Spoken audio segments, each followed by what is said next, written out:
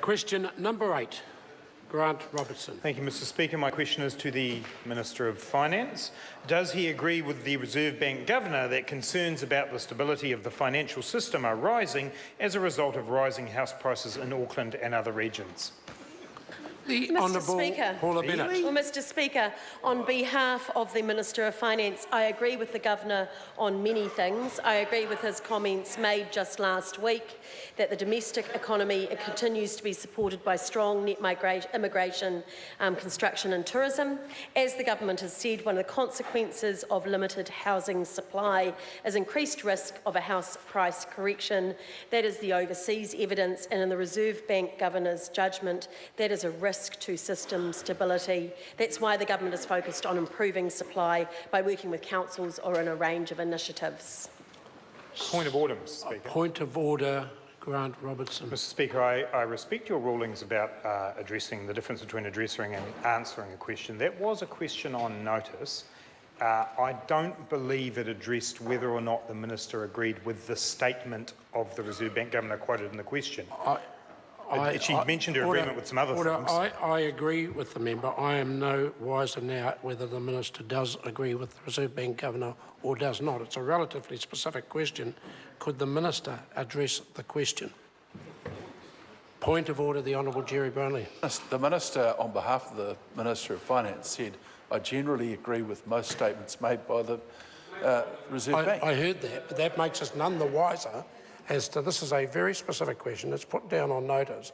This is a question about whether the Minister agrees with the Governor of the Reserve Bank statement that there is potential for some instability in the financial system because of rising house prices in Auckland and other reasons. I know the Minister has said we often agree with the Governor, but I'm none the wiser, and therefore I think Grant Robertson's right.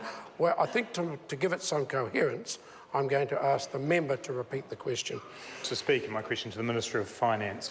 Does he agree with the Reserve Bank Governor that concerns about the stability of the financial system are rising as a result of rising house prices in Auckland and other regions? The Honourable Paula Bennett. Well, Mr Speaker, as on behalf of the Minister of Finance, I agree with the Governor on many things, and I agree with his comments made just last week that the domestic economy continues to be supported by strong immigration, construction and tourism.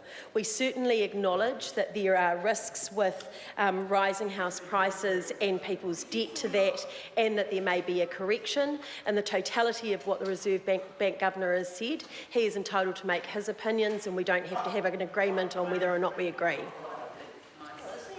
Just like everybody else. No, it's called not answering the question. No, that's what it's called. Order.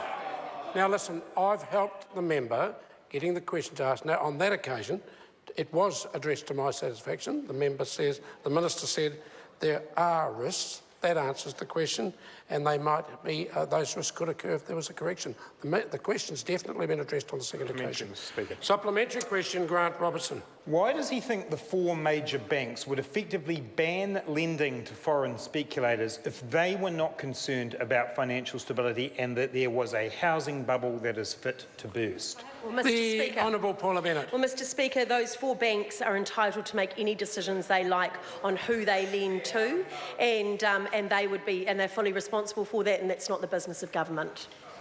Mr. Supplementary question. Grant. Order.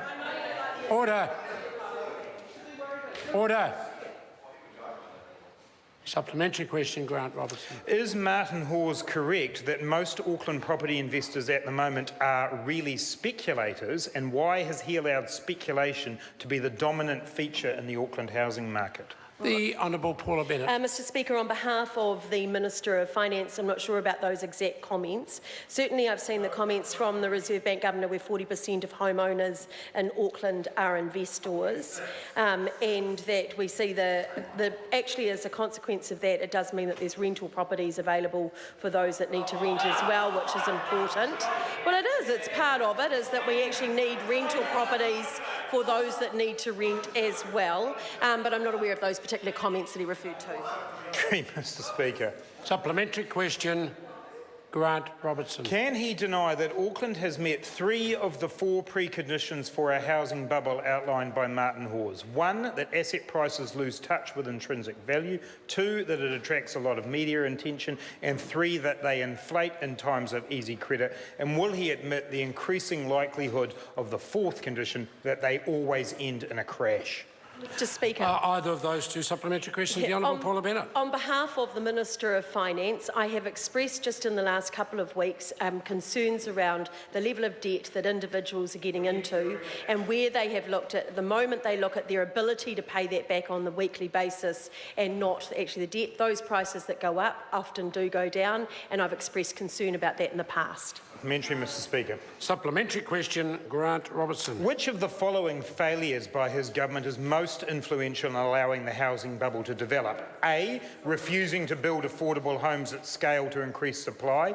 B, repealing laws to promote affordable housing. C, refusing to put in place restrictions on offshore speculators. And D, encouraging first home buyers to buy houses they can't afford through deposit subsidies. The Honourable Paula Bennett. That would be E, none of the above.